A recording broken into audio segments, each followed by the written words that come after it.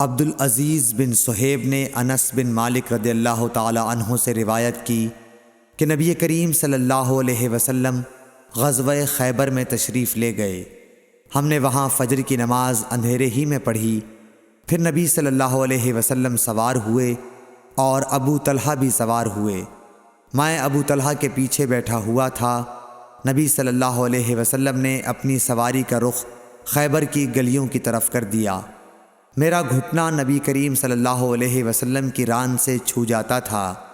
پھر نبی کریم صلی اللہ علیہ وسلم نے اپنی ران سے تہبند کو ہٹایا، یہاں تک کہ میں نبی کریم صلی اللہ علیہ وسلم کی شفاف اور سفید رانوں کی سفیدی اور چمک دیکھنے لگا۔ جب آپ خیبر کی بستی میں داخل ہوئے تو آپ صلی اللہ علیہ وسلم نے فرمایا کہ اللہ اکبر، اللہ سب سے بڑا ہے، خیبر برباد ہو گیا۔ جب ہم کسی قوم کے آنگن میں اتر جائیں تو ڈرائے ہوئے لوگوں کی صبح منحوس ہو جاتی ہے۔ آپ نے یہ 3 مرتبہ فرمایا۔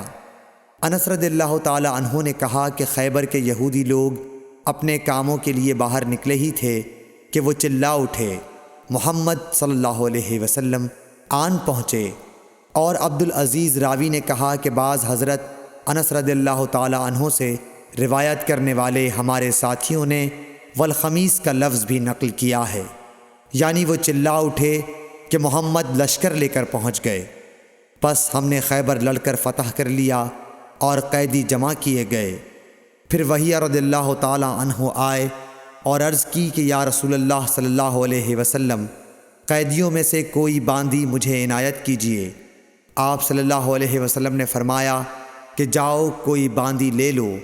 انہوں نے صفیہ بنت حی کو لے لیا۔ پھر ایک شخص نبی کریم صلی اللہ علیہ وسلم کی خدمت میں حاضر ہوا اور عرض کی کہ یا رسول اللہ، صفیہ جو قریظہ اور نزیر کے سردار کی بیٹی ہیں، انہیں آپ نے ضحیہ کو دے دیا، وہ تو صرف آپ ہی کے لیے مناسب تھیں۔